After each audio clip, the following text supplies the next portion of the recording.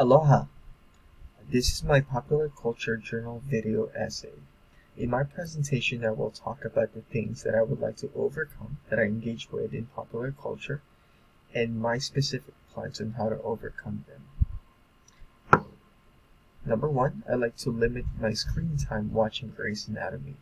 And I do this by replacing the habit of tuning into Netflix upon getting home from work by healthier habits like exercising outdoors.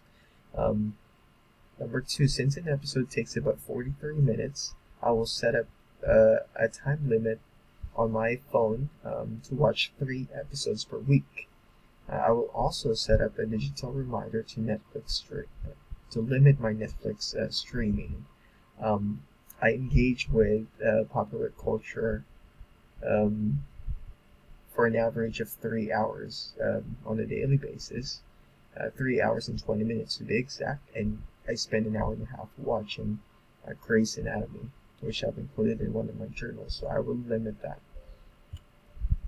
Alright, number two is I will refrain from social media, especially doom scrolling.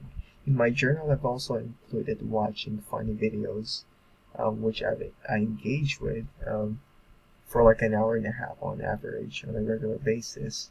Doom scrolling is something I've included here because it's something that I've been engaging with lately, which I've included the definition with from the Merriam-Webster dictionary. Doom scrolling means new terms referring to the tendency to continue to surf or scroll through bad news, even though the news is saddening, disheartening, or depressing, which I'm pretty sure that other people can relate to me as well when I mention this. I would also replace social media habit with other non-virtual activities or online communications or listening to music during waiting times. These waiting times that I'm referring to is, for example, you are in a fast food in McDonald's and you're waiting for your order, or you're at church and you came early and you still have 5 minutes before the sacrament meeting starts. We tend to scroll through social media, which is a behavior that we used to not have before social media became very popular. I like this picture. I've included it here in my presentation because it's we tend to use social media as like a lifesaver, especially when we're bored. Okay. Number three is I would stop watching shows which do not contain moral values. I do this by replacing with reality TV shows that do not exploit people. So I've included a picture of MTV because they have a ton of reality shows that are not teaching anything, just in my opinion. They lack taste per se. I would choose shows that suggest skills and techniques useful for real-life encounters. And some of these shows to watch are, first is Shark Tank, which the shows talk a lot about business. Chef's Table, you can watch it on Netflix. You can learn about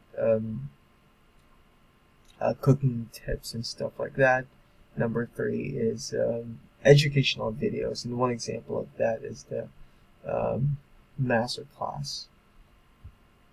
To successfully initiate the change from this addictive behavior, my specific plans is number one is to write down specific daily plans for the week.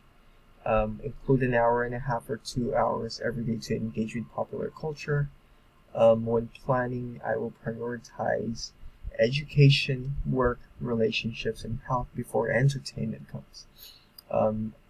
Number two, I will do a self-evaluation at the end of the day. Continue to make a journal of the progress from the addictive behavior so I can track how better I am doing today compared to yesterday, and do that every single day.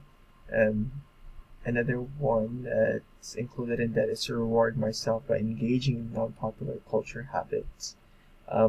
If I am able to follow the plan I've written to limit the addictive behavior, then I will reward myself with other things that I could do, or maybe foods.